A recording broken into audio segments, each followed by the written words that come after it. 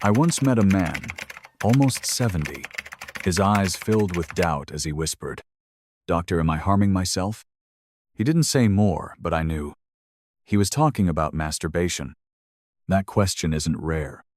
It's asked quietly, with guilt, shame, and fear. Some asked after hiding it for decades. Others never dared, just worried. What if I'm damaging my prostate? What if this leads to cancer? Am I no longer a man like I used to be? But science today has clearer answers than all the fearful warnings we heard. And you might be shocked. What you once thought was harmful might actually protect you quietly, every week, every day. No more hiding. What you do for yourself might be helping your prostate live longer. So let's begin with truth, stories, and real data. But first, do any of those fears sound familiar? If so, stay. Because what comes next might set you free. And if anything I say is unclear, leave me a comment. If I were you, I'd keep listening. Because this is our story. I remember a man, 72, with a hoarse voice and tired, wind-beaten face. He sat in silence, eyes downcast, ashamed to even look at me. After I relieve myself, I feel this strange, creeping fear inside. No one had told him anything clear. Since childhood, he'd only heard. It's dirty. It's wrong. It harms you. Now, in old age, he kept hearing. It causes cancer. It weakens you. It ruins your prostate. So after every time, guilt came rushing in. He didn't ask anyone. He was too ashamed. And for over 30 years, he lived with that quiet, shapeless fear. When I heard his story, I sighed. Not out of judgment, but compassion. Because I knew he wasn't alone. So many older men carry that same silent fear. They believe something vague, and no one helps them see the truth. So what is the truth? That a man's body, even at 60 or 70, still has real, natural needs. It's not always about desire. Sometimes it's just the body's way of regulating itself. Just like the heart needs to beat, just like the lungs need to breathe, the prostate needs movement to stay clear. Masturbation doesn't make you weak. It doesn't strip away your manhood. What truly takes it away is fear, misbelief, and silence held for half a lifetime. If you've feared this quietly, this story is for you. You're not alone, and you're not wrong to care for yourself. Come with me to the next part, where we'll hear what science truly says. And if you're unsure, comment below. If I were you, I'd want someone to explain it, clearly, at last. I once asked an old friend, quiet, reserved, older than me, "Why don't you talk about it with anyone?" He smiled gently, sipped his tea, and said, "They say it's harmful.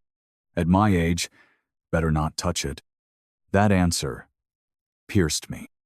Not because it was completely wrong, but because it revealed a sad truth.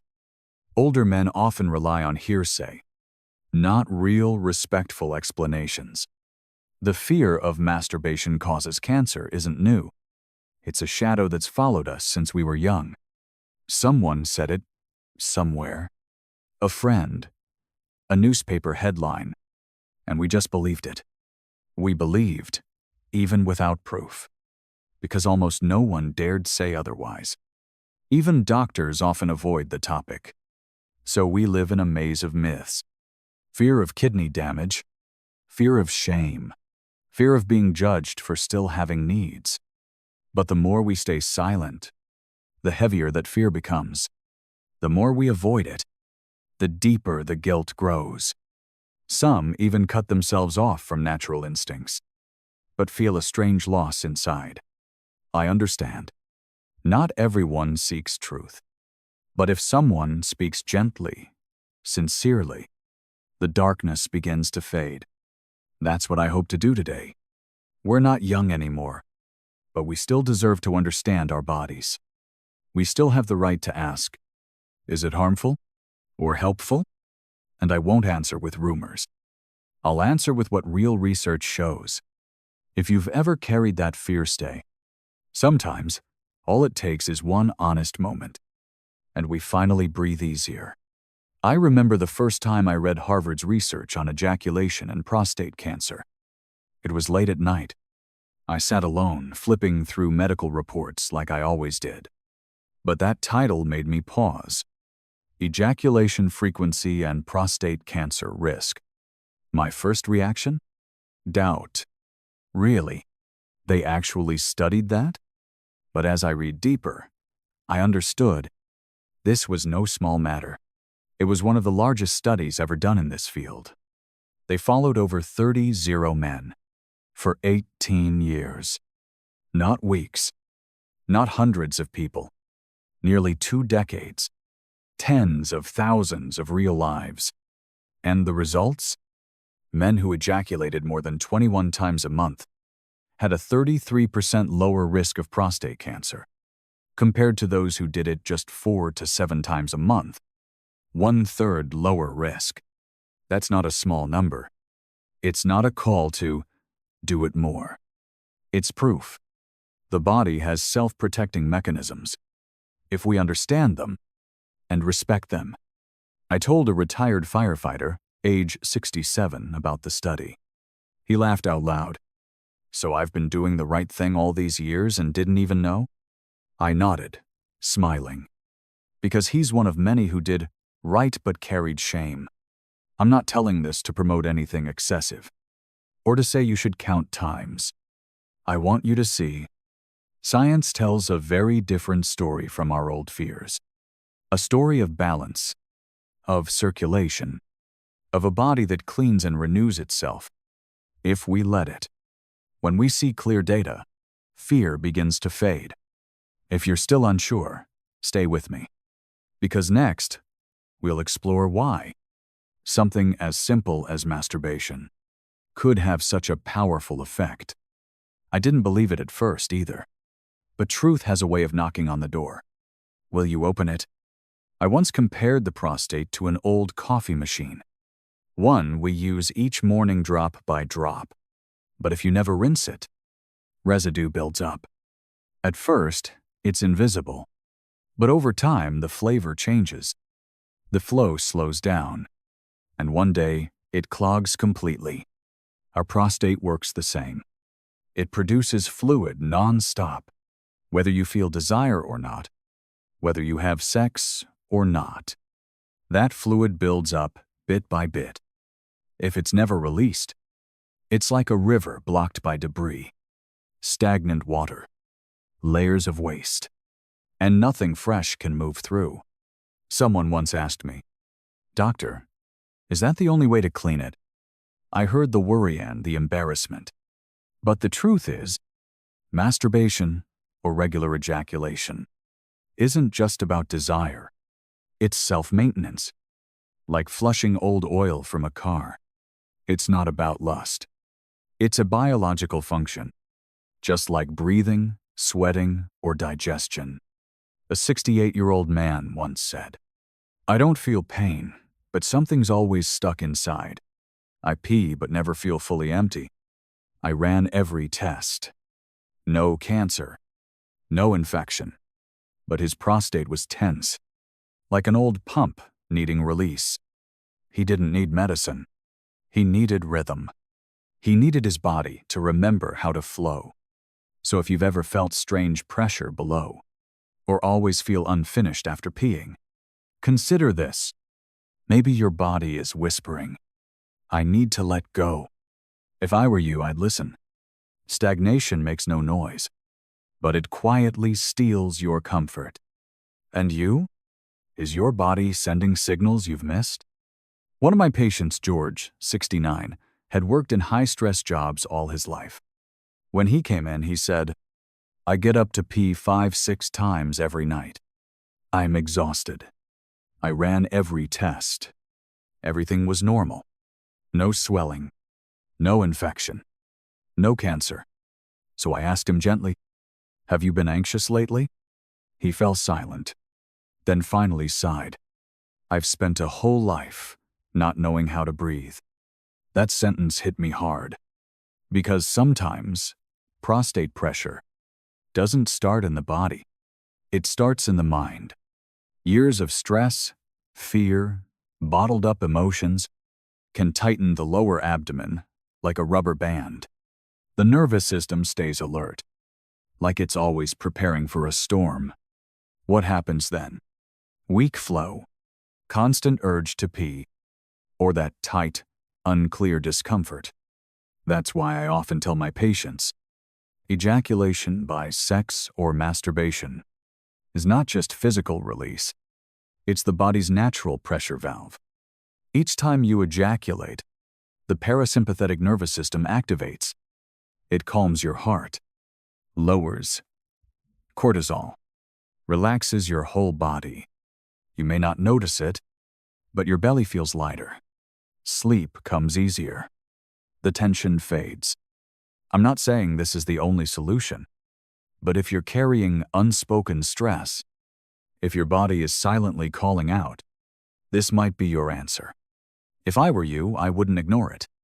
Because sometimes, it's not the prostate that's in pain. It's the years we lived, without ever allowing ourselves to let go. Have you ever felt that? If so, share it. You never know who else needs to hear your truth. I once treated a man named Dennis, 69, a retired pilot, now living quietly with his wife. He told me something that stayed with me. I do everything right. Eat well, walk, ejaculate regularly, but I still feel stuck, like a clogged pipe. So I examined him thoroughly. All tests came back normal, but when I gently pressed his prostate, it wasn't inflamed. It wasn't painful, but it felt stiff, not soft, not flexible like it should be. That's what I call prostatic congestion. Not a disease, but internal stagnation. As men age, the prostate grows, but it also loses elasticity. It becomes like a sponge left dry too long. You pour water in, but it neither absorbs nor drains well. Even with regular ejaculation, fluid may still build up inside. Result? That full, stuck feeling. That odd pressure with no clear cause. I looked Dennis in the eye and said, "This is no longer about frequency. This is about function. And pills alone won't fix that." He needed a full approach. Anti-inflammatory foods, exercise to boost circulation, pelvic floor stretches, and gentle herbal support. Saw palmetto, pomegranate, green tea. But above all, he needed patience. Because this blockage was built over decades of neglect. So if you're like Dennis, doing everything right, but something still feels off, don't give up. Your body isn't broken. It just needs time to remember how to flow again. If I were you, I'd focus not just on how often, but on restoring softness inside. And you feel stuck somewhere too? If so, let's gently begin to loosen that knot together. I often compare prostate care to caring for a vintage car. You can't just start it once in a while and expect it to run well. You must dust it, oil it, warm it daily. A man's prostate after 60 is no different. It needs rhythm. It needs a lifestyle that truly supports it. After working with so many older men, I've found 5 small habits that truly help. I call them 5 gentle tune-ups a day. First, eat right. Tomatoes, watermelon, pink grapefruit. Rich in lycopene, nature's anti-inflammatory. I often joke, eating tomatoes each week cleans out old engine oil. Second, hydration. Many seniors avoid water to stop night urination, but that makes urine too concentrated. Burns the tract, worsens inflammation. Instead, sip small amounts throughout the day. It's like gently watering a dry garden. Third, move your body. Just 30 minutes of walking, or a few pelvic stretches each day, can bring fresh blood to the prostate. Blood carries nutrients in and waste out. Simple as that. Fourth wise, herbal support. Not pills without reason, but proven plants like saw palmetto, green tea, pomegranate. Used correctly, they can be helpful allies.